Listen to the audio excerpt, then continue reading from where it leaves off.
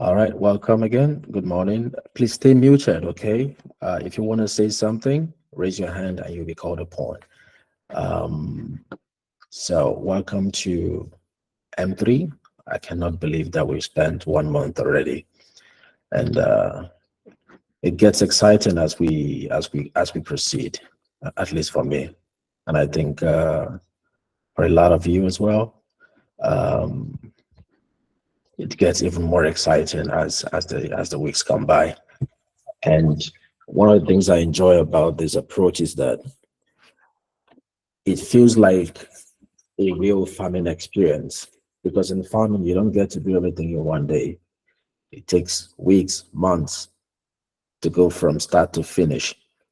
And if we decide to unload everything that should be unloaded in one day or 1 week, by the next day, most of us would have forgotten the whole thing. But you said the slow, strategic approach. I feel like it's working, and I think we'll continue to, improve on it as we proceed. So today we will be discussing M3. Uh, Pardon my French. M3 is not climate smart; it's mentorship session.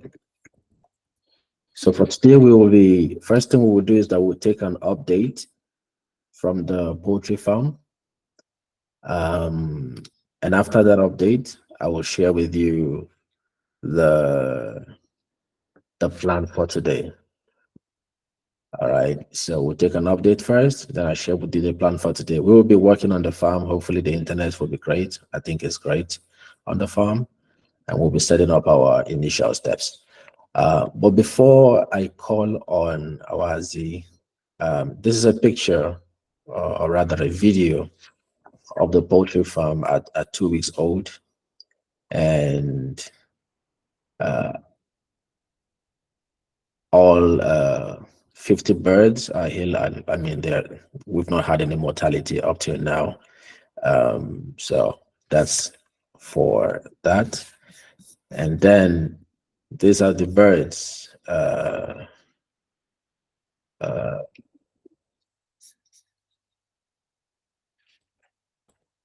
this is the birds today.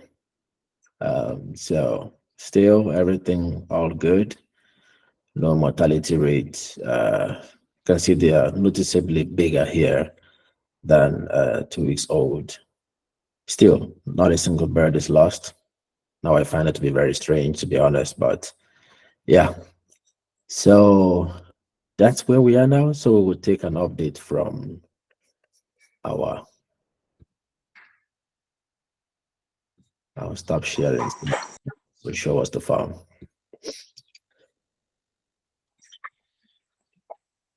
All right, hi, good morning, everybody.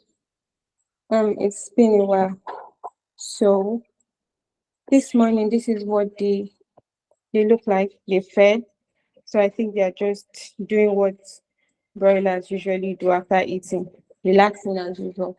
But they've been really, really great. They've been healthy and they've been growing like really well. And I think generally this whole stuff has really, really helped a lot. I would say that I observed recently, it was just like a quick observation for me because we all said we were learning, like it was a learning process for us, right? So when I use charcoal, no matter how hard I try, like no matter how much I say I'm keeping the room warm to avoid them getting the flu or something like that, they end up like there's that instance of them always like getting the flu. So I was thinking to myself recently, I was like, what if it was the fume from the coal? It wasn't just about it keeping them warm. What if the fume was also causing like some form of um pollution in the air? And then that was the reason they were getting the flu somehow. That was just like my thoughts through it because I've not had any case of flu. And usually at this stage, it happens, like them having the flu or something like that. But no, they've been okay, they took their third dose of vaccine on Friday, and everything is looking really, really good. Everything is looking good. The sensor is working perfectly, as you can see. There's no beeping because everything is fine. So yeah, I really, really am excited about this whole thing. Thank you. Thank you. Can we see a closed up view of the birds? I just want to admire them one more time. Okay. Thank you. Thank you very much for the update. Um, any question from anybody?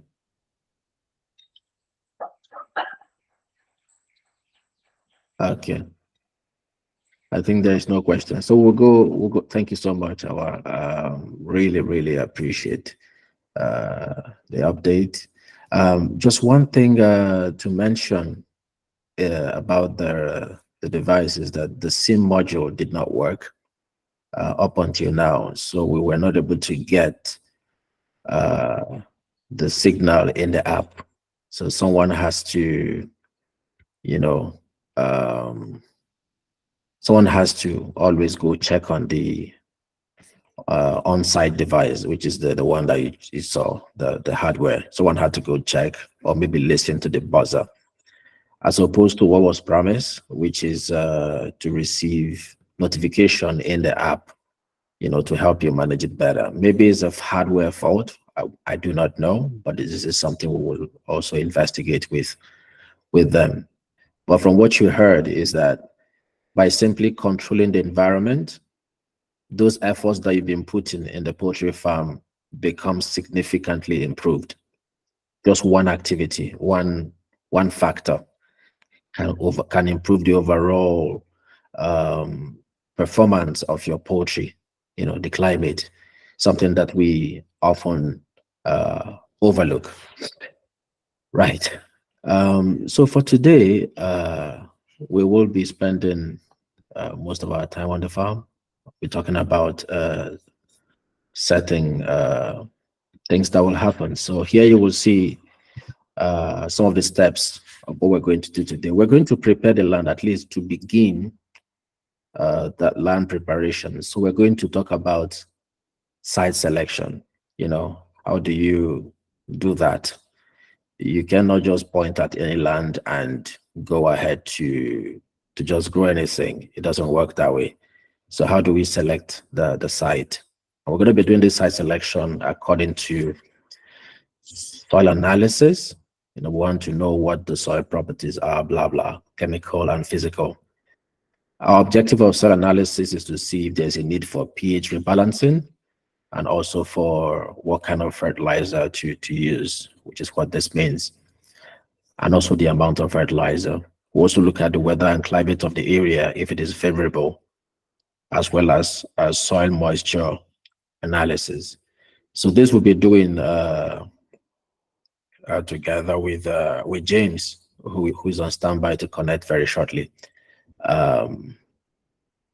Then afterwards, we'll start the nursery bed preparation. I think James will also tell us what that means.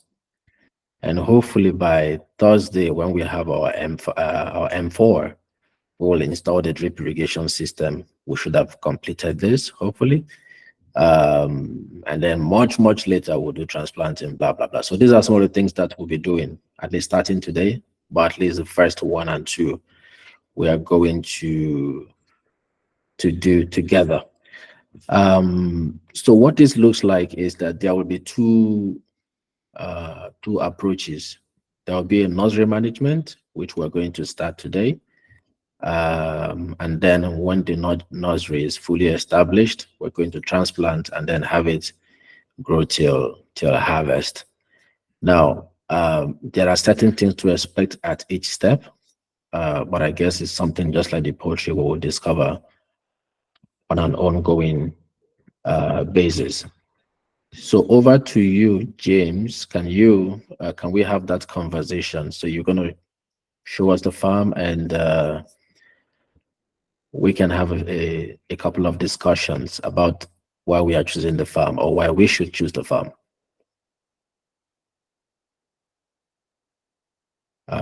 James.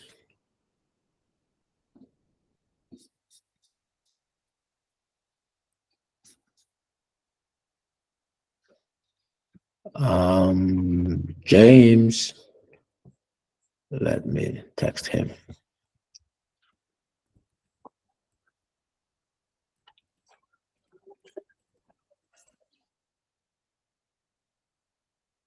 Okay. So while we're waiting for James, I got a couple of videos that were shared with me at 9:20. Just a minute.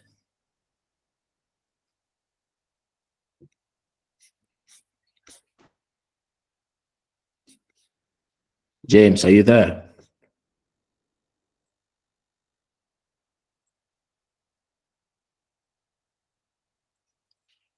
Okay. I cannot find James. So I will continue pending when we can find James. So this is a video that was shared with me this morning by James. Okay, James is here. James, can we have the video feed from the farm and put it on landscape?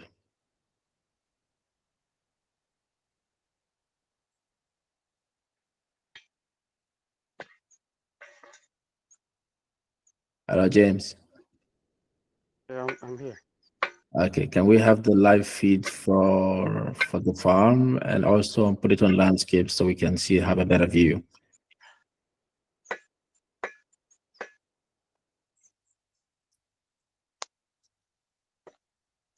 If you're not ready, you can let us know and I can come back to you later. Okay. You're not ready? I'm not ready now. Okay. So let's no worries.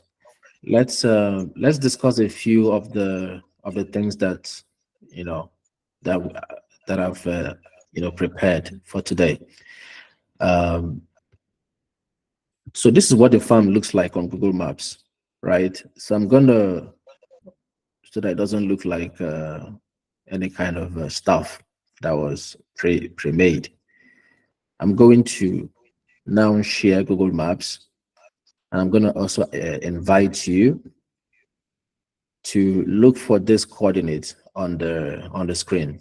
Just I want to make sure that we are completely aligned on what we are doing, right?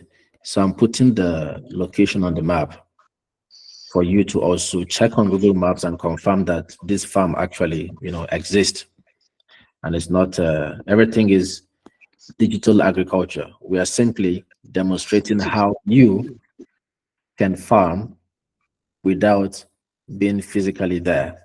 All right. So if you check this coordinate on Google Maps, it's going to show you exactly the same point.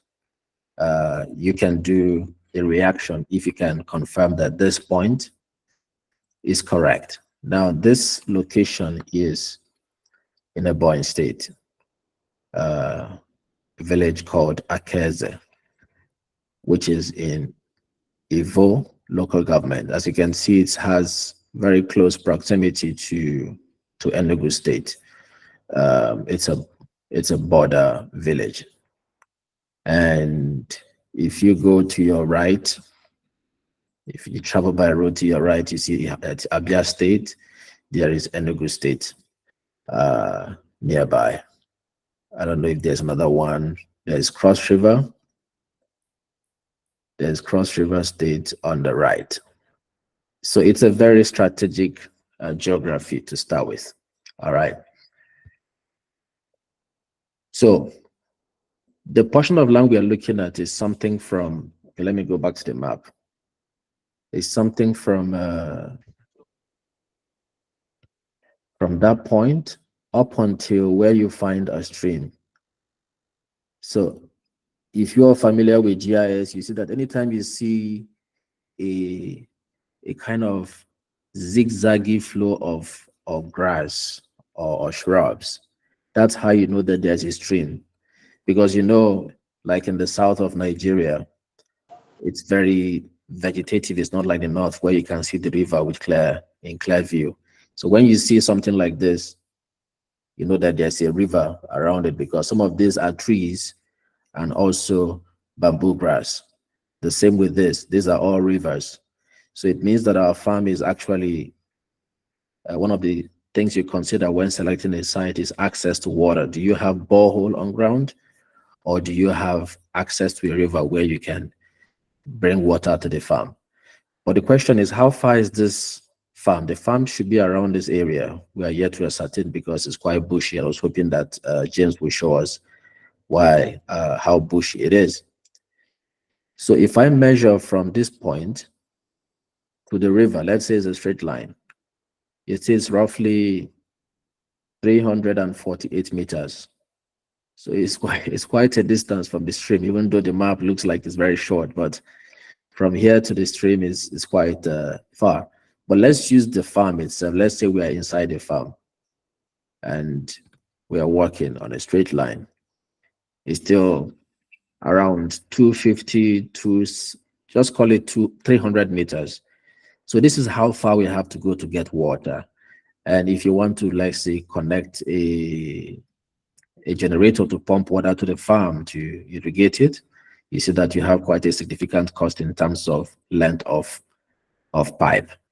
So what we are going to try and do before the end of today to see if we can locate the farm closer here.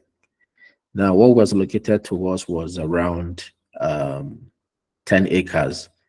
And 10 acres is like from here onto the stream. So we don't know if the boundary starts from here or if it starts from here. We don't know. We'll figure that out. But we have to make sure that we have enough water. But for the sake of this pilot, we will not be using the whole 10 acres. It's too much. We don't have budget to operate 10 acres. So we're using like a small strip, something like 0.1 acre, 0.1 to 0.3 acre, a very small piece. And our nursery bed is going to be around this place, because as I said, all these places are all very bushy. It's not accessible until we find a tractor or some workers to clear it. So first choice or first decision we have to make is what? Is access to water. Of course, I may have mentioned in the previous call that chili doesn't require a lot of water. So yeah, but at least we have access to it, especially at the nursery stage. The second thing that I wanted to confirm from James, but whenever he's ready, is that I did this analysis yesterday to see if there are any crops on that land. So this imagery showed that there is inorganic. So mostly inorganic is the last point. We don't have this color here, maybe here. So inorganic represent things like concrete, sand surfaces, like bare sand surfaces and stuff. So according to this satellite imagery, there is somewhere at the center of this patch that we're going to do our nursery, there is some bare soil, but surrounding it are full of grasses. So anywhere from this color up until this color, they are most likely grasses. And James will confirm to us if this satellite imagery is correct. This is a current imagery of that farm. Okay. Then I also did analysis of the moisture in the soil. And according to the satellite imagery yesterday, the soil is very wet. So if you pick up the soil and you will see water, like the soil is very, very wet. Let's put it that way. Okay, let me talk to James. James, if you can hear me, just turn on the video on your Google Meet and then flip the camera to show the other one. So when you are when the camera is on, you will see an option to flip it to show your rear view camera, not the selfie. So if you don't mind, we can do this together on the call. It's part of the learning process. James, okay, you can. James dropped a message. James dropped a message. Check the message box to see a message. But that's not the James that I'm talking to. This is a different James. James Ogundele is different from James Igwe. So James, on your camera, you're going to see something like a rotating icon. Click on it to flip the camera to the other side so we can see the farm and not your face. So you will see something like a rotation icon. You have to click on it. It will flip from showing selfie to showing the farm. I understand you have some technical challenge, but we'll figure this out. I'm going to try and join with my phone. Maybe I can show you. So on the screen you're looking at now, you will see an icon somewhere, maybe at the top right corner. It's like a circular icon with arrows pointing in two directions. You can use it to flip and show the other camera. Can you unmute and talk to us so I can walk you through? Tell us what you see and then I can guide you on how you can find it. You're muted.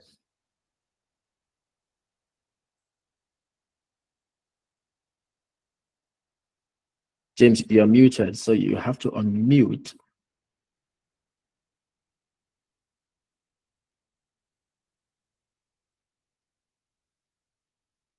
No.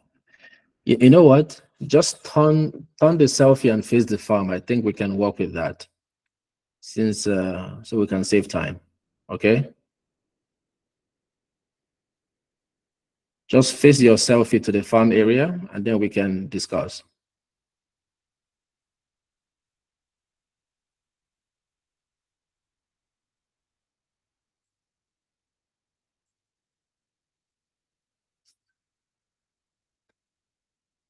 I wish I can remote control your phone from here.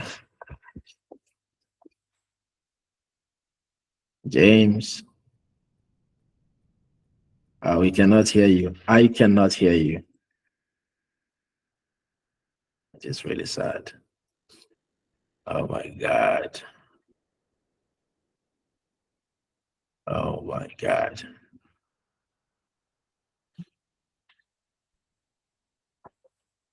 So James, when you are sharing, you are going to see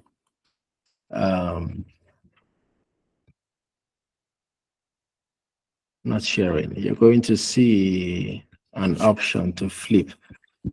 Okay, I think I will just carry on. This is we can do this on Thursday on M4.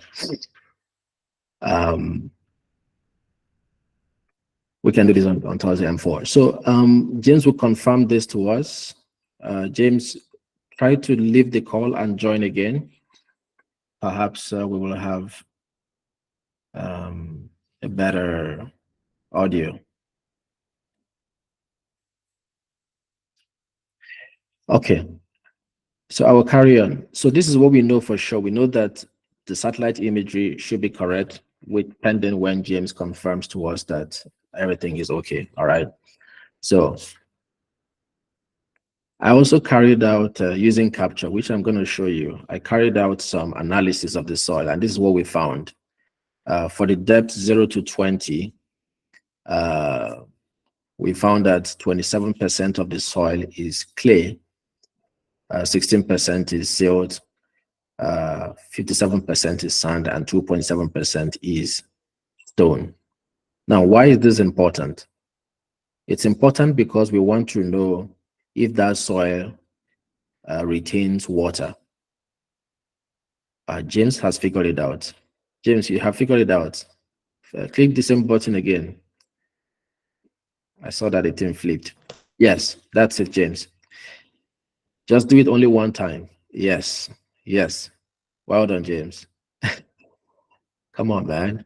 Just do it one time, and that's it. You stay on that screen. So why is this important? It's important because we said that that chili does not require a lot of moisture. So it needs the water to be draining. If the soil retains moisture, that chili will not do well. This is how somehow it fails, chili farming fails. You can do everything right, but if your soil is like always holding water, then that farm is likely going to suffer. So it means that we're looking for as minimal clay as possible. Clay is one of the components of the soil that makes it retain water, right? That's how we know it. So given this information, can somebody tell us what type of soil we're dealing with for this demo farm? I'm sure you have seen this before. I am sure most of us have seen the soil texture triangle. I'm going to call names. David, Samuel, can you tell us what kind of soil based on the numbers you see here? Samuel, Tolulokwe,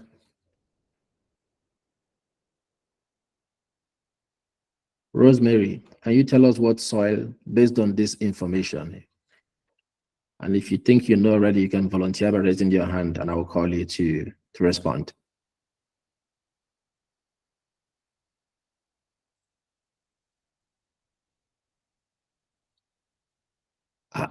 Why am I the only one talking today? Okay. Emoshoke, please. Good morning, sir. Good morning.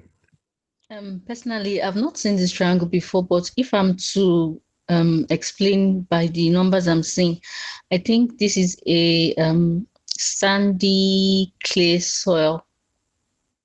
In my opinion, I'm not sure. Okay, that's a good try. Thank you. Anyone agree with this or disagree? Mary, please go ahead. Then Sharif. Mary. Good morning, sir. Good morning. Yes, sir. Based on the triangle, I can say the soil is sandy clay loam. Sandy clay loam. Okay. Mary said sandy clay loam. Thank you, Mary. Sharif. Yes. I think it's a silty clay loam. Huh? Silty clay loam. Okay, silty clay loam. Thank you, Sharif. We'll find out very soon. Olabode. Good morning, sir. Hi. Sir, with what I'm seeing, sir, is sandy clay. Sandy clay? Sandy clay, yes, because the sand has the highest percentage followed by the clay. Okay, thank you, Olabode. Abubakar Sadiq. Good morning, sir. Good morning. I agree with sandy clay. Sandy what? Clay. Sandy clay. Okay. Lot. Okay, good morning, sir. I think looking at the percentage, just like what the previous person said, we have sandy, which is 57%, followed by clay. So to me, it's actually sandy clay too, sir. Okay, thank you, Lot. I will tell you the answer very shortly. Let me also get your poll on the. Okay, you can also write in the chat on the macro and micronutrients that we have on the right hand side. These ones. From what you can, I think I already given the answer, so I made a mistake. I should not have filled this in. Okay, so we can tell that the pH level is a little bit high because it's 5.4. We expect to see 6 to 7. This is the optimal range. So what are we supposed to do to improve the pH level? according to this soil testing result? Volunteer, please. According to this soil testing result, Amusat, please. What are we supposed to do to improve? Make it. Yeah. Good morning, everyone. So we can apply lime, calcium carbonate to improve the pH of the soil. Okay. Amusat said lime, calcium carbonate. Carbonate, yes. Okay. Morufat. Good morning, everyone. Hi. Good morning, sir. You can apply ash. Okay. Ash. Morufat say ash. Okay. Olawode.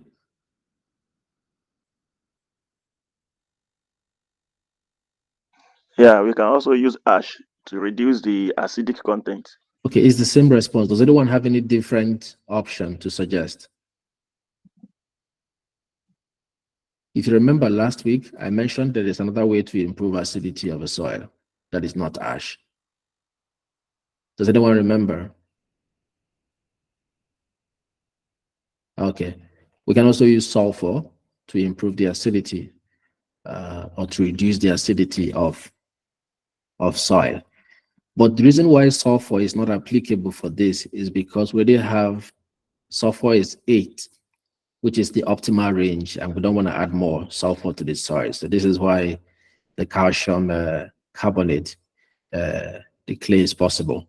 And this is also supported by the available calcium in the soil, which is 220. 220 is below 300 ppm. So we already have deficit of calcium in the soil. So absolutely the ash, the calcium carbonate, or the ash is a better word, the liming salt will be the best thing. So we're going to look for ash and apply on this our farm because these are real results, okay? Then also, can someone tell me which fertilizer we are supposed to use according to this result? What fertilizer, according to this result, are we supposed to use?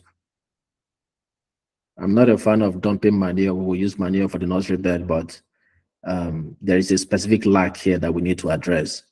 There's a specific fertilizer we're supposed to use. Any ideas? I'm going to call somebody. Abubakar. Yes, is 15 MPK. MPK. Abubakar said MPK. Anyone else? Edward Paul. David Sunday. Abby Christabel. Chisom. David, go ahead.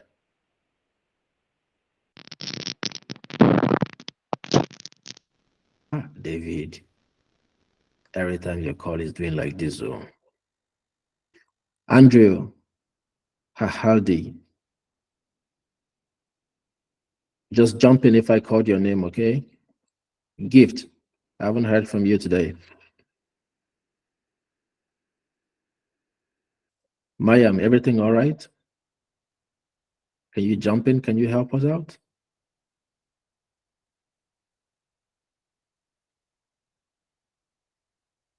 Oh, yes, CG.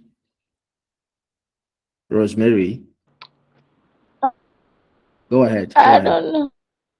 You don't know? Said.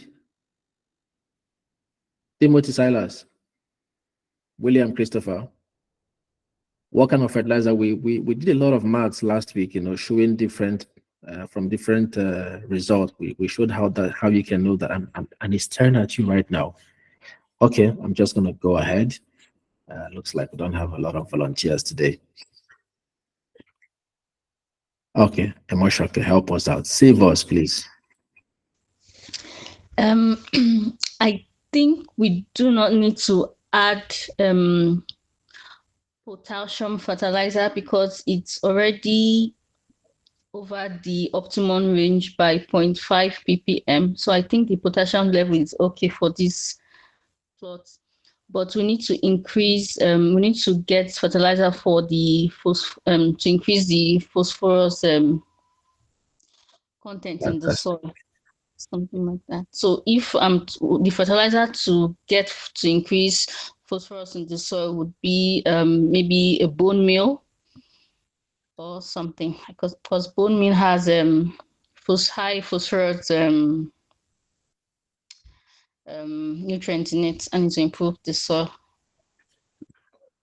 That is correct. So do we need NPK? Well, I'm not sure of the K because I'm not sure. So I just know that we need to add more K is phosphorus. potassium. You already mentioned that K is good. Yes. So K means potassium. Okay. And then you are correct also about the P. P is lacking, so we need a phosphate fertilizer. Yes. So your suggestion of using bone meal, I think, is actually a good one. I haven't tried that. What we need to know as well is if bone meal contains nitrogen or maybe traces of potassium. If it does, no, bone meal doesn't contain nitrogen. It only contains phosphorus and calcium. Okay. If this is correct result, then bone meal can work. But we need to also know what is the percentage of phosphorus in let's say 1 kilogram of bone meal. The reason I'm asking is because when we know this, we'll know exactly so that we don't over apply or under apply, especially under applying the bone meal. We need to close the gap, which is the whole essence of having this. Alternatively, I don't know if it is easy to buy, but it can be expensive. We can buy phosphate fertilizer, either in foliar form or otherwise.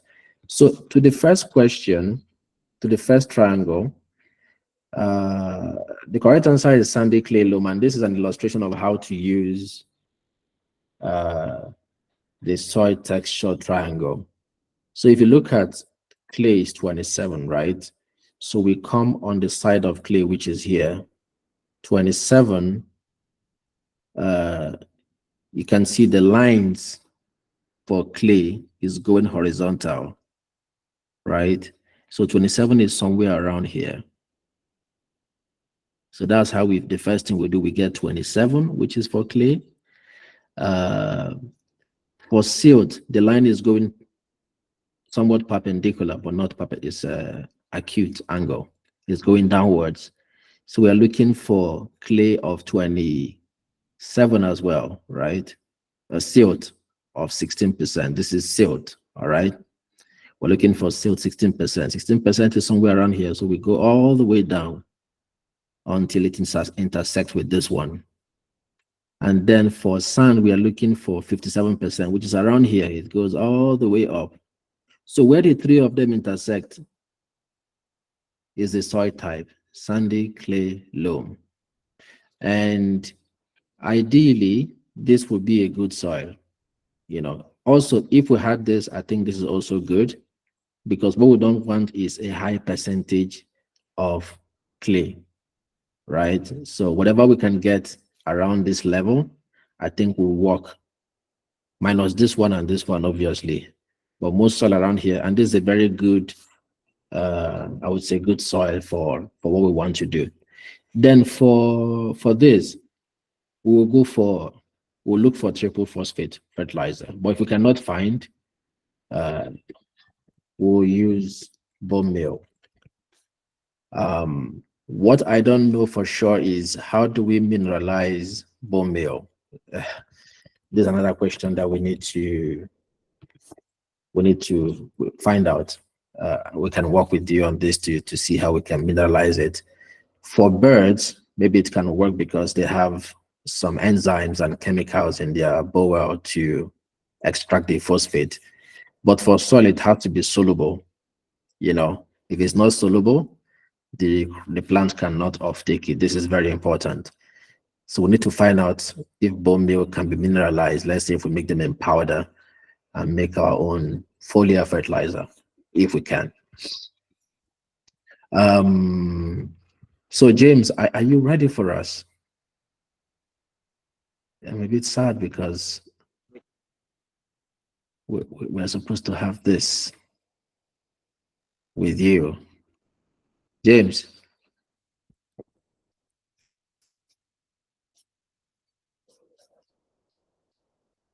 Uh-oh. Okay. So let me now use this chance to talk about the pilot for Oyo, because as of yesterday we got news that the demo plot for Oyo is available, at least pending when we will conclude the other steps after the analysis. So it will be around this neighborhood, and I'm going to ask for as a Kinyele near Oyo, near Ibadan. Is about 20 minutes by car. We need volunteers from Oyo State who will be interested to help manage this plot. Does anyone want to volunteer, or any persons? I'm opening the map so that you can see how far it is. So if we did, because I think most of you are in Ibadan or around Ibadan. So by car from Ibadan to Akinyele, car, it's about 37 minutes, not 25.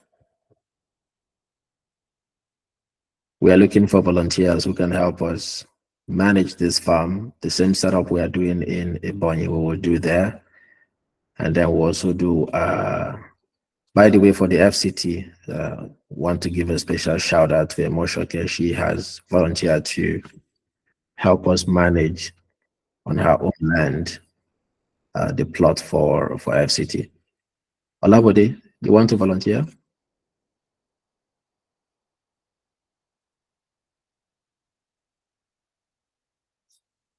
Olabode, your hands up.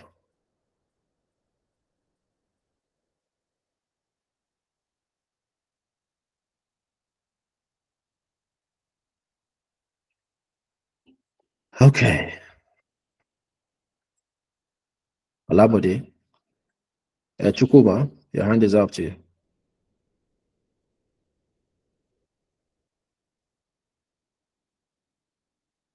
Okay, Olabode said for Ibadan, yes. Yes, sir. Okay. Yeah, we're volunteering. Yeah, for that Akinyele. But okay. So if there is any other person who wants to support that volunteerism, because I want us to. Okay, thank you, Olabode. We're going to have a call today or maybe tomorrow to begin the preparation so that we can also do a similar thing, just like we plan to do, which is now working out for a boy. Yeah. So the other thing that I need to also mention, we're supposed to talk about this, but obviously we don't have somebody talking. Okay. So for this nursery bed, because we're looking at a very small piece, our bed dimension is going to be 1 meter by 8 meter. We can say, okay, James is here. Okay, James, do you want to? Okay, your screen is already on, so let me pin your screen. And you might want to put your phone on landscape. Okay, it's already on landscape, but it's a bit tilted. From your setting, I think you need to remove the portrait lock. There is a lock on portrait mode on your phone. You may need to remove that.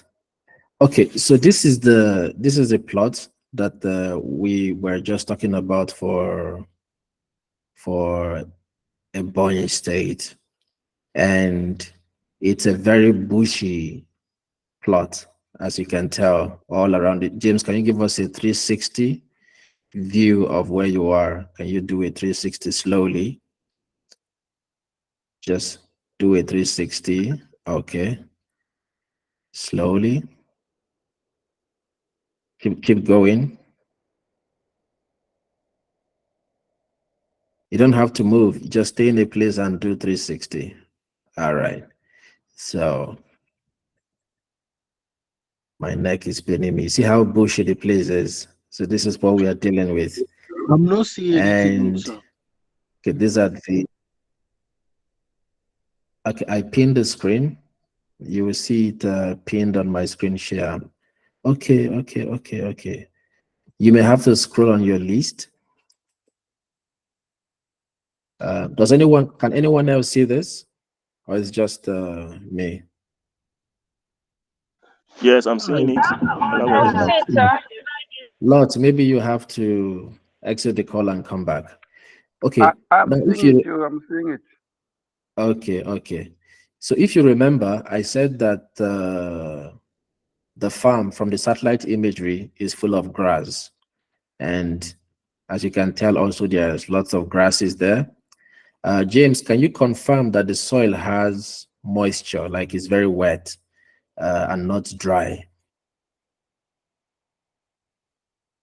Because these are part of what we saw in the satellite imagery, if you remember. James, the soil, is it wet or dry?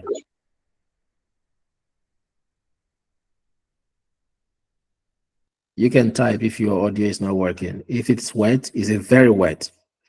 Because according to what I can see here, it looks like it's super wet as well. So the reason why I wanted to highlight this is that we will be relying on satellite imagery to know what is happening on the ground looking forward. Because sometimes you may not have James on the ground, and we want to know that everything is moving accordingly. With satellite imagery, we can be able to track a lot of things that's going on the farm. The other thing that we need to also worry about is the moisture level in the soil is a bit too high.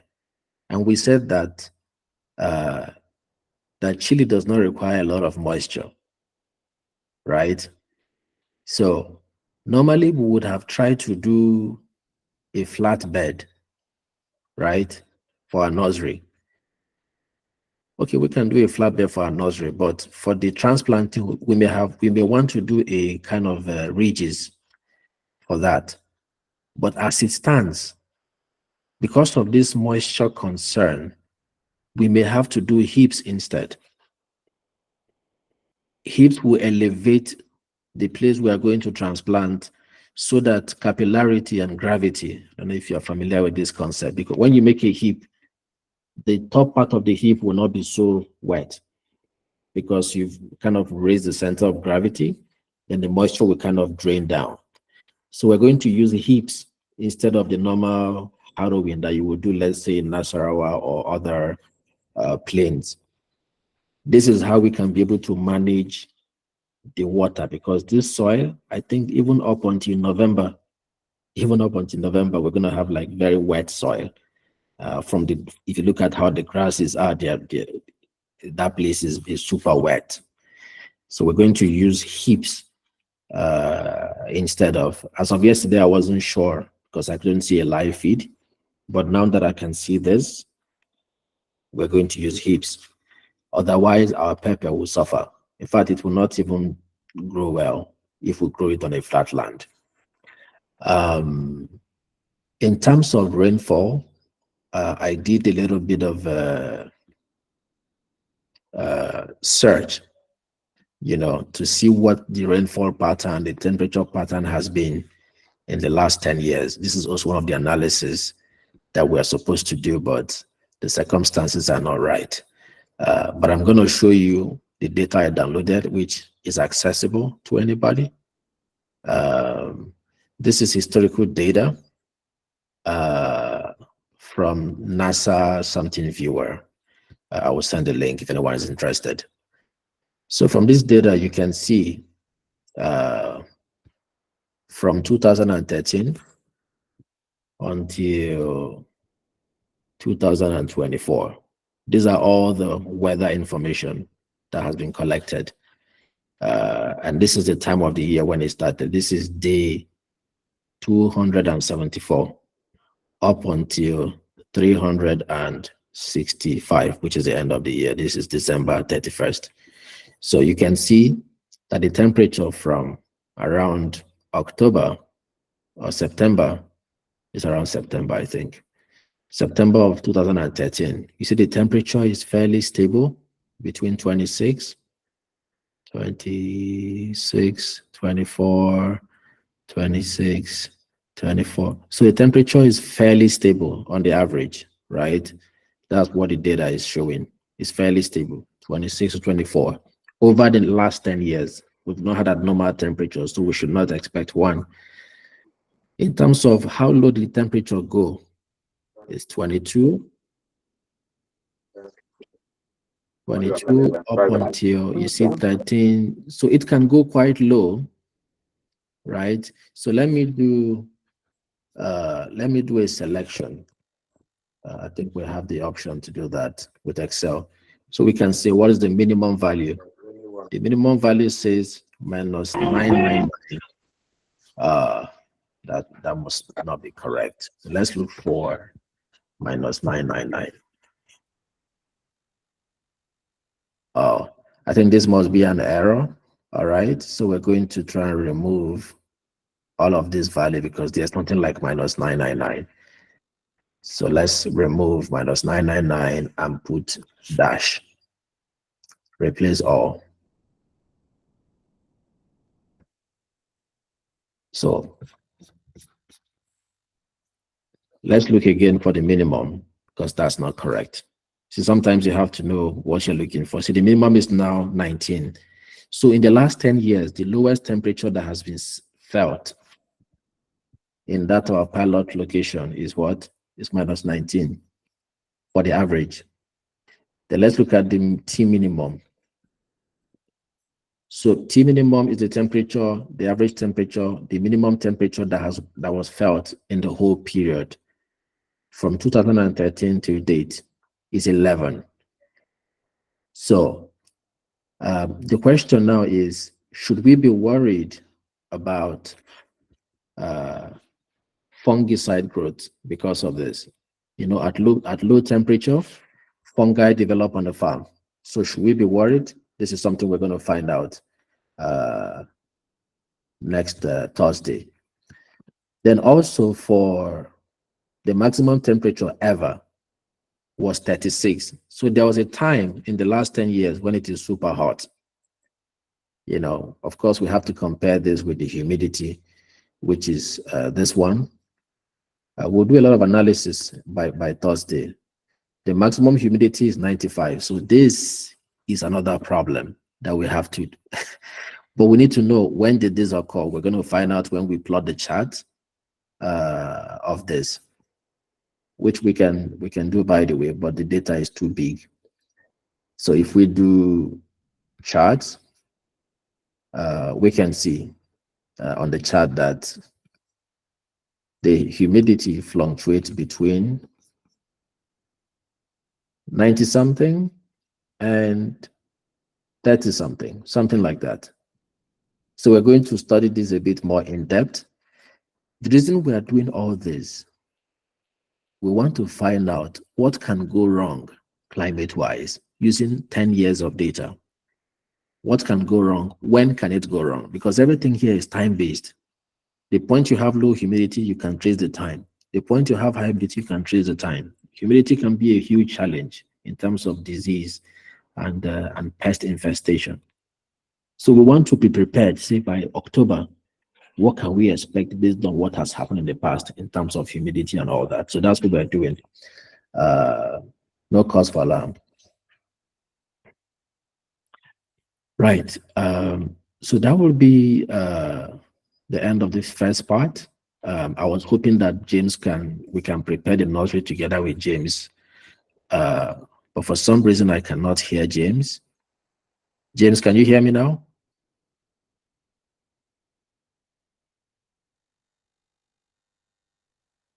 James, you are muted. Can you speak?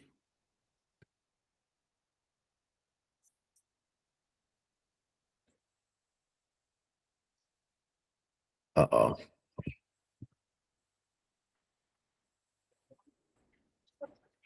James, you are muted.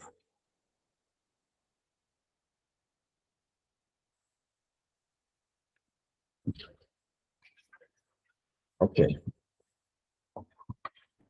So I'm just going to improvise. So let me share my screen again and show you what it looks like James is doing. James, if you can go ahead and speak. We cannot hear you at all.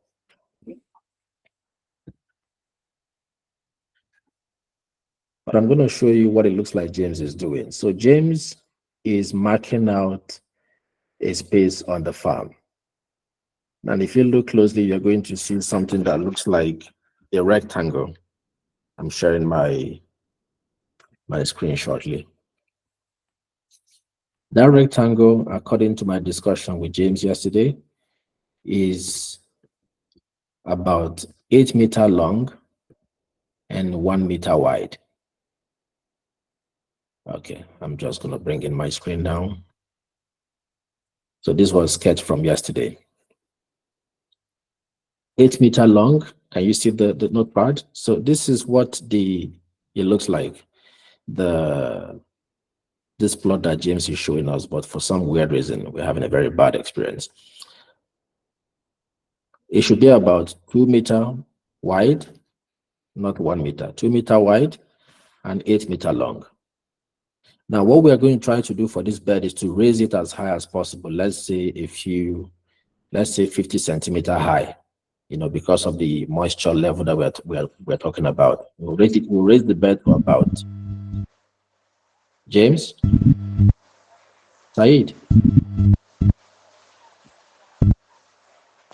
Raise your hand if you want to talk. So we're going to raise the bed. So let's say this is the ground.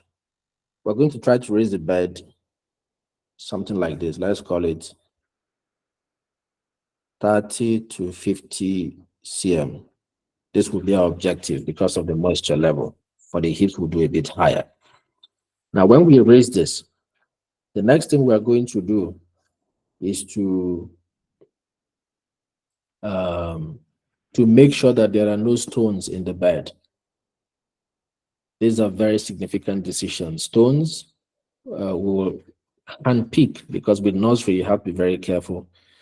We will handpick the bed, remove every stone that may be available in this bed. The next thing that we're going to now do is, of course, we've analyzed the soil already. We're going to apply our bone meal if that's what we're using, or we're going to apply triple superphosphate. Now, we will not apply DAP or MAP because both of them contain some nitrogen and we already have high levels of nitrogen in the soil. So it's just triple superphosphate. So we're going to apply it before, we're going to wet the nursery bed first. This will be on Thursday, hopefully. We're going to wet it completely. Make sure that it's fully drained. And then we'll put our fertilizer, our triple superphosphate, and then we'll blend it all up, kind of incorporate it into the top soil of the bed. And then afterwards, we're going to make small lines on this ridge. So if you look, this is the top view, right? This is our top view of this ridge. So we're going to make small lines like this, where we're going to plant the seed, all right? And the spacing between each line is going to be 20 cm, just for efficient density. So we don't have a lot of population, and then they will struggle for nutrients. Now, when we finish this, we're going to take some grass and cover the nursery. Now, if we can find a plastic bag, the one that they use for the greenhouse, we can use that as well to completely cover the nursery. Just leave some small hole, but complete covering. And then we'll allow it to grow for about 35 to 45 days. We're going to do this on Thursday. Hopefully, everything should be okay. So within these 35 to 45 days, we're going to be watching for emergence when the seed begin to emerge, from this bed. When it emerges, we have to do some staking around Staking is just a stick, right? We put some stick around this nursery so that we can raise this grass and put them at this level. So this will happen around 7 days after we planted the nursery. We need to raise the grass to this level so that it can get some sunlight after emergence. The emergence, we kind of optimize the emergence by covering it completely. In full darkness, they tend to perform a lot better. Germination tend to happen way better than when there is light. If there is some sunlight during germination, it might impede it. It will only grow at night, But when we cover it with the grass, we are simply accelerating that germination process. Once the leaves emerge, we have to raise it with a stake and wait for 35 to 45 days before we now transplant to the mainland. The other thing to note that James mentioned to me is goats. There's a lot of goats around that village, so I will be seeking the help of the colleagues in that center. Let's find a way to make sure that goats don't destroy our hard work. A lodge, are you on this call? A lodge?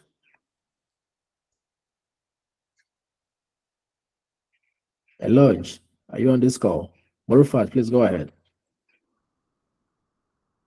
Sir, the nursery, is it going to, like, I think we have this required yield.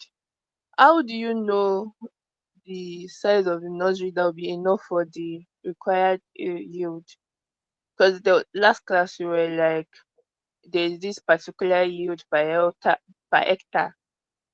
Does it mean this nursery bed will be enough? Like, how do we determine the size of nursery bed that will be enough to nurture the seeds that we need for that expected yield? Yeah, this is a fantastic question. I think this size was determined for 1 acre or 0.1 acre. I am not certain, but I can confirm to you. This is why I'm calling for a lodge. A lodge is a chili farmer who is going to be advising us on best practices for this. I don't think he's on the call. This dimension would be enough to cater for, I think, 1 acre or 0.1 acre, because we're using 0.1 acre for this demo. So I want to assume that. Now, let me confirm to you before the end of the day. But I think this size of the bed was decided by a lodge, and it is for 0.1 acre. But let me confirm to you, well, you're very correct. The size of the bed should be determined by the size of land that we want to cultivate, which also will determine or is determined by our expected yield. Absolutely spot on that, but let me confirm this by the end of the day. So it means we have to define our expected yield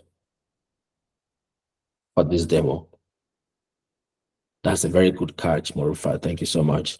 We didn't define this at all. Nanshao. Yes, I just want to take us back to the nursery bed protection, because to avoid stories that touches the heart, I think we need to see a better way to fence this place using maybe local available materials, like maybe sticks, and maybe if we can have this use sacks, we can tie it off, sew it together so that we can use it to now tie it round. I think it will make sense, because it's better than depending on the people, the village people, to maybe tether their goats. I think we might be in for the biggest shock of our life if we should do that. Yeah, yes, I agree. I was hoping that the Lord would be on this call, because the Lord mentioned something, he called it bio something control. So instead we have to plant something around the farm that those things have a way of the smell has a way of chasing the goat. It's a natural kind of preventive measure. But he's not here to maybe correct me if I'm wrong. I But think yes, it's still not out of place if we can if we can use two we can use two for both of them. effective. Exactly. Yes, we'll plant the one he will mention, and let's just get empty sacks, store it off, take it to a tailor, store it together so that we can have Mm. something that will go round as by the time we peg it round. Let me tell you my experience with goats. That is not very funny. Goat is one of that animal that even if you do fence, they'll find a way to climb it. They're very intelligent. Very, very intelligent animal. They're not like cows and other animals that can, if you put a fence, even if it's a weak fence, they will feel like, okay, I have to stay. But goats, their first instinct is how do I either leave the fence or go inside the fence. So we will try this for sure, but it's a huge concern, given that this land is very close to the village, from what you saw on the map. Um, the other thing as well is, and maybe it is too early to mention this, is the harvest time. Whoever is going to be harvesting, James, or maybe you get some help from the folks who are with us in Ebonyi. I'm sure they know this already, but handling chili with bare hand during harvesting can be quite something. So please, we'll talk about that later. Mayam, you want to say something because we're about to wrap up. James is not able to connect, so we missed some part of today's session, which we'll try and do on Thursday. Once we fix his connection. Good morning, sir. Good morning. So sorry, I missed a better part of the class. Talking about the nursery, the beds, I heard Marifat mention the size of the bed as regards to the size of the land also. Then also Sanasha about the fencing or how to prevent goats from entering the farm. I saw something somewhere. I don't know how. I saw a net. I saw some people use nets to kind of cover the bed. That's the nursery bed. This thing. That's the nursery area. So I don't know if fence wouldn't be possible. Is it possible to get nets, like these mosquito nets? That there's a way they kind of use it to cover the area so that it will stop other animals from going into the farm. So I don't know if it's possible, or I stand to be corrected also. Thank you, Mayam. Nansha, you want to respond to that? Yes. When she made mention of net, I was just saying it in my mind. I hope she would not say mosquito net. Reason why I don't want us to use mosquito net is because you see, if you have worked with the humanitarian organizations, it will attract a lot of protection issues. Protection issues. Those in the humanitarian world will understand what I'm referring to. So whatever we're going to use will not be mosquito nets. Let's leave mosquito nets alone. Let's leave mosquito net. But I really know what I'm saying. It's going to attract, especially when they know that this is a pilot nursery bed for a particular program. And if you have anybody working in respect to humanitarian distributing mosquito net, before you know, you might see a picture of this saying that, and we might be mentioned. So we are Yeah. not going to use mosquito net. We will use other Right. nets that are not mosquito nets. Thank Okay. you. Dotun, please go ahead. So I just want to be sure of the kind of protection we are looking at. Is it for the entire field or is just for the nursery? For both of them, but especially for the main one.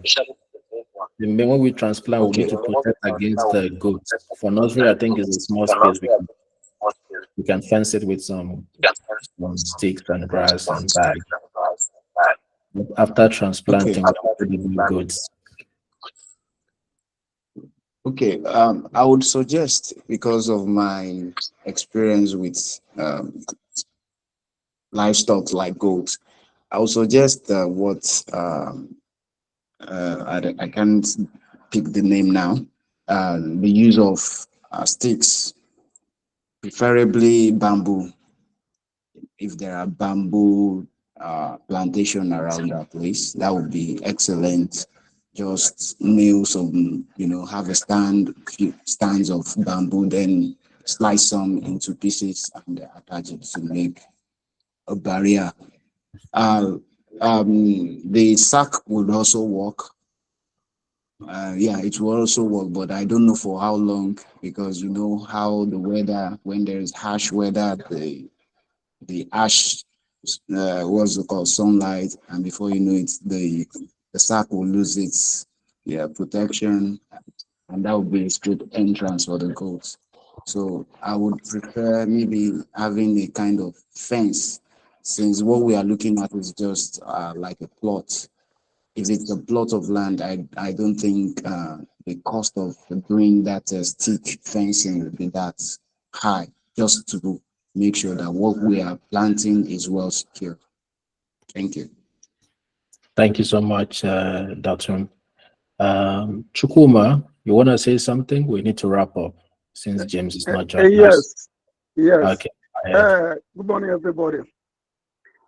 Apart from the mosquito net, there is a specific net being sold in the market that can be used for that. It even frightens other animals away from the surroundings. As the color frightens every other animals, including goats, away. It will be supported by a strong stick just to hold the net. In our location here in Ebo, we don't use a mosquito net for fencing crops. We use a particular net that is being sold in the market. The color will even frighten animals away. That's the type of net we use in our location here. Thank you. Awesome. What is it called, the net in the market? I don't know the name of the net, but when once you tell them that the type of net used for fencing your farm, it is this for those people that normally sell bags and tarpaulins. They sell this particular net in the market. It is purposely used for fencing farm crops. Okay. All right. Thank you. James. James, this is your last chance, James. Oh my God, so sorry. Jonathan Obunaya. Yeah. Good morning, everybody. Can you hear me, Go sir? ahead, please. Good morning. Thank you. Yeah, on the nursery and the permanent site protection from livestock, more especially goats, I suggest on the nursery side that we use this organic method of scaring goats away, like gathering goats droppings and soaking them. Since the nursery site is not going to be much, so we can be applying the medicine on the nursery for like every three days. Every three days or 4 days. The smell scares goes away. They don't even get close to that place, let alone interfering with the plant. Then, just like the last speaker said, on the permanent side, we can use the mesh that we normally use down here to fence our farms that are close at home. They are not in the farm in a very far location. So that mesh is not even too expensive like that. So it's not like mosquito net. It's just a mesh. So that one will be better. Okay. Thank you so much. Thank you, Jonathan. Mary.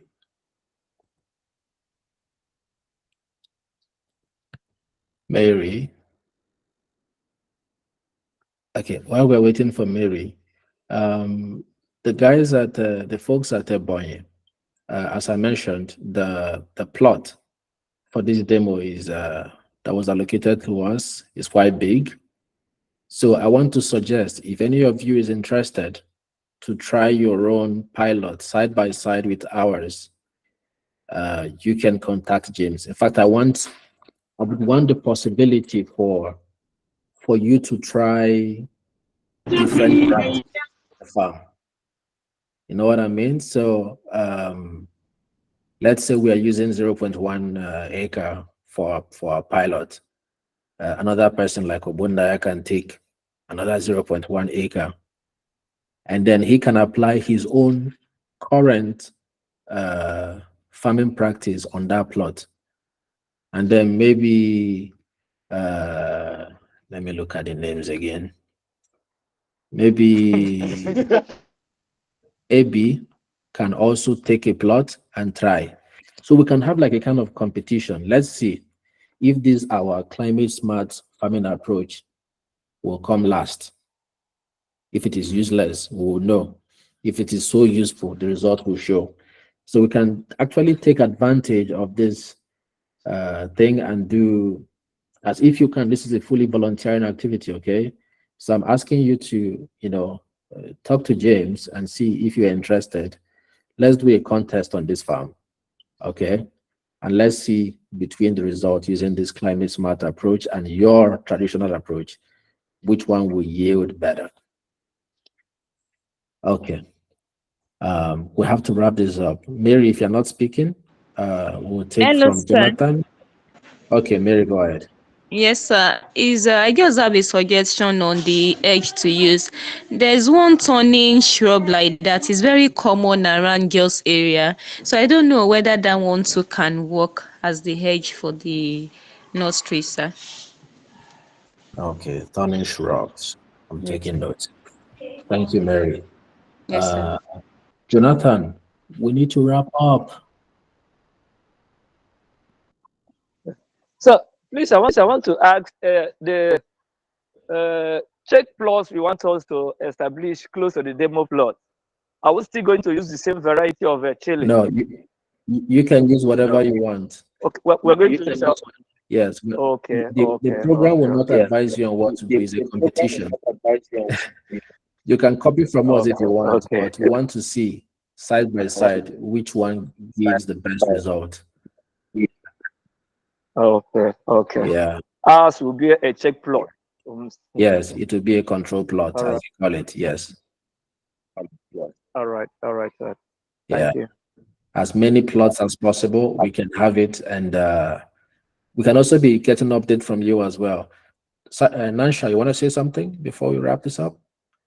I think James have a big problem today, which I'll try to Yes, resolve later. yes. As we await those that will volunteer to raise control plots, I think we should also put into consideration, or let's factor them into the nursery by increasing the size of the nursery, because they will also be taking some seedlings from there. Thank you. If they want to do nursery, right, then yes, we'll factor them in. I know for sure that many people don't do nursery in that part of the country. They just kind of plant it or mix it with other crop. But they will correct me if I'm wrong. But yes, this will be accounted for. So just please reach out to James, because we are making decisions very quickly on this with the hope of planting on Thursday.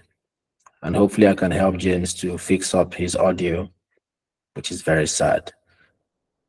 James, you can just talk if you can hear us. Say something, okay?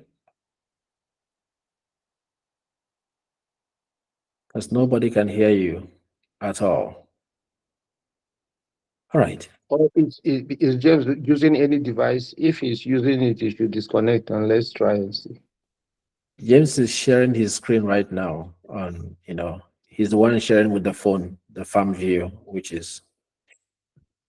No, I mean audio device. If he's using any Bluetooth device, you should disconnect it.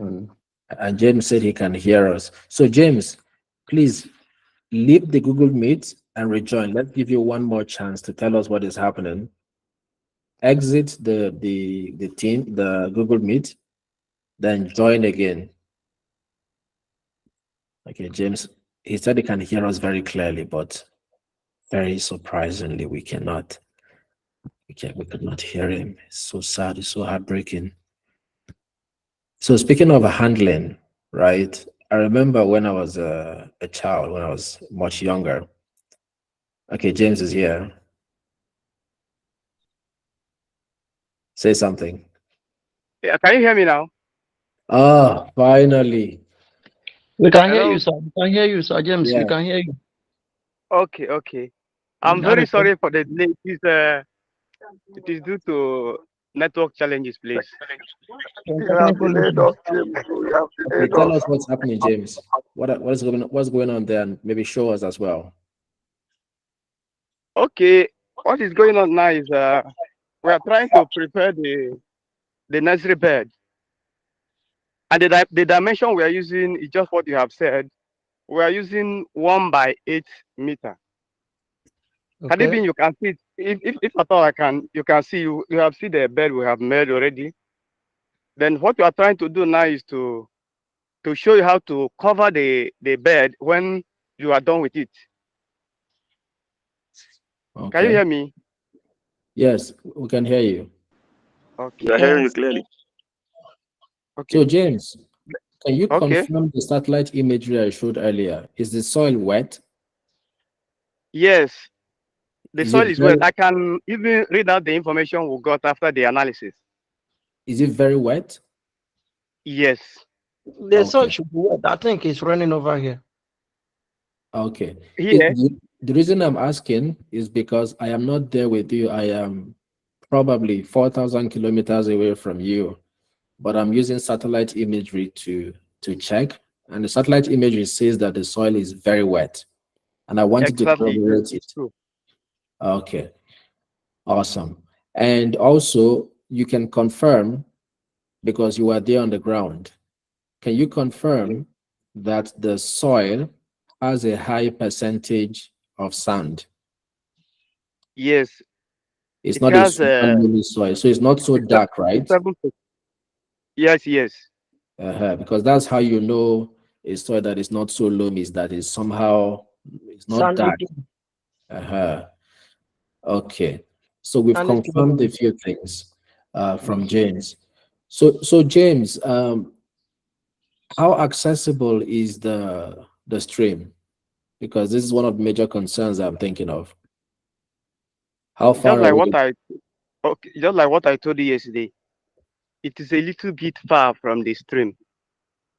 Then what I have to do is to meet our landlord to know whether we can locate the farm near the stream. That's what we're going to do.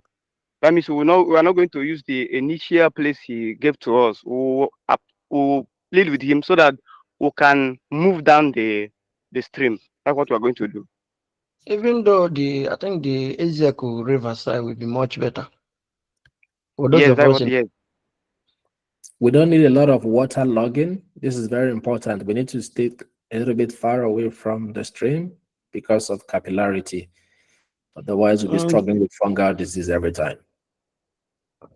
Okay. Not so far, not so close. You get what I mean? Yeah, yes. I think, sir, the area you're talking about is not much waterlogged. Okay. Mm. Fantastic. Because from the previous image that I shared on the maps, James is around here. This is where James is now, somewhere around here. And the stream is somewhere around here. All these areas are streams. And from our measurement is about 350 meters, which is quite a distance. So if we're going to move closer, probably we should be around 100 meters away from the stream. That would be my strong guess, 100 to 150 meters away for the main plot. That would be my guess. If we are too close, capillarity will kick in, especially at night. Water levels will rise, and you might struggle with fungal growth. afterwards. But I guess because we're using heaps, maybe that might not be a problem. But confirm from the landlord.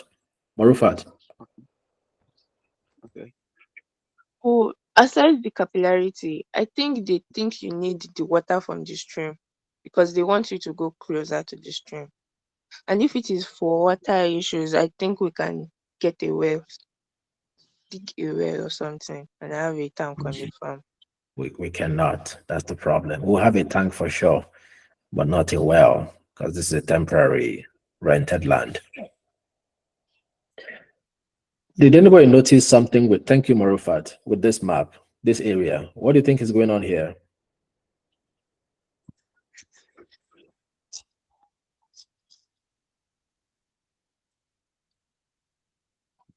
This area. What do you think is going on here?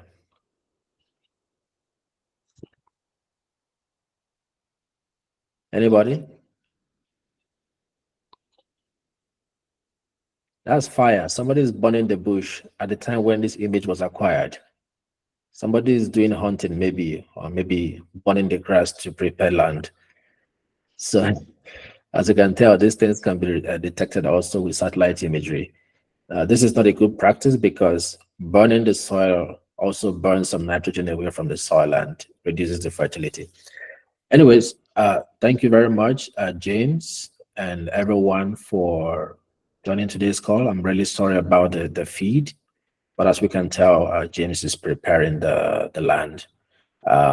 Hopefully by Thursday, we will have a better video feed and the nursery will be ready and we can actually do the planting, in real time.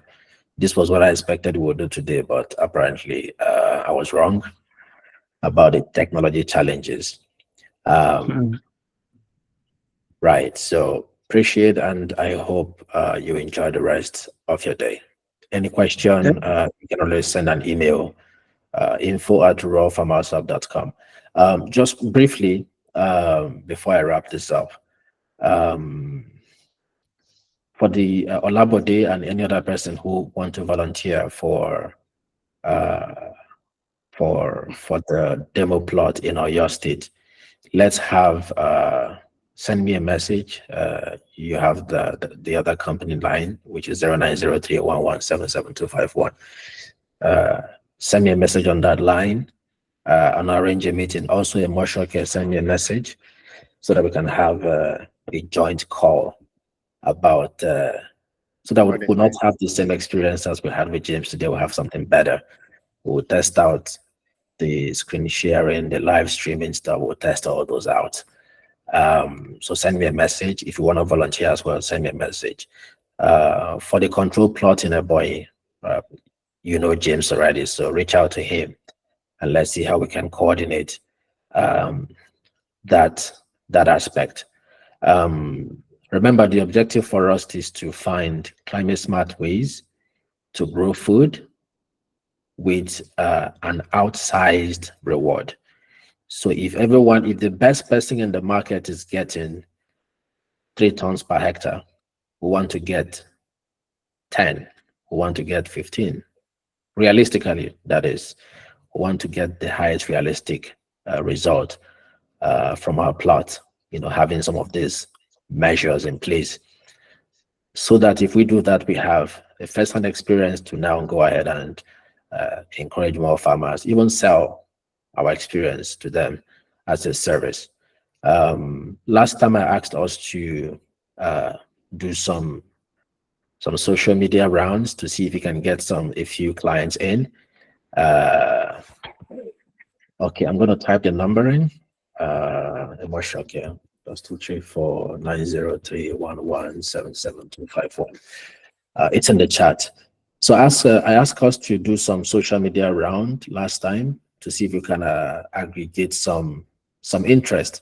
Basically, by posting that, what you are doing is that you are telling your followers that you are now open for business. That's what you just did. For those of you that posted, if you haven't posted, please try and post. It's for your own good. So you simply told your followers that know you that you are open for business as as a as an agricultural consultant. That's what you've done by posting that. By the time you get the coordinates from them, for those of you who have reached out with some positive feedback, and you give them all these recommendations that we've been training ourselves on, they will start building their trust in you. Remember our very first 2 lessons about positive influence. This is what you are doing exactly. You are building your influence on them. So if the information you share with them become valuable, then you can monetize that. Maybe not from them. They can say, hey, I know this person who helped me with this. It's really good.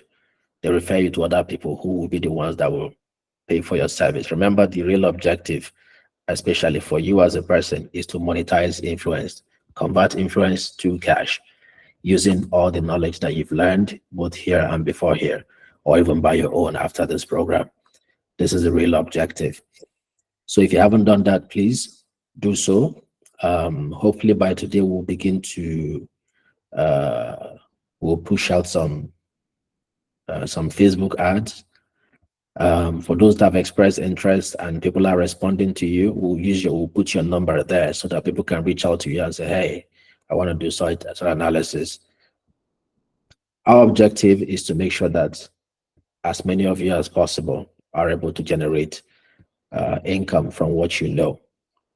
We are doing this because we already do. We know it works, and we want you to also experience it. So it's in your best interest to promote what we are doing here, what you are doing here.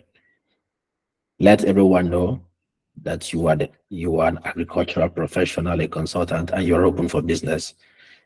You can only do that by posting about, some of the things that we're doing here, challenging people to challenge you.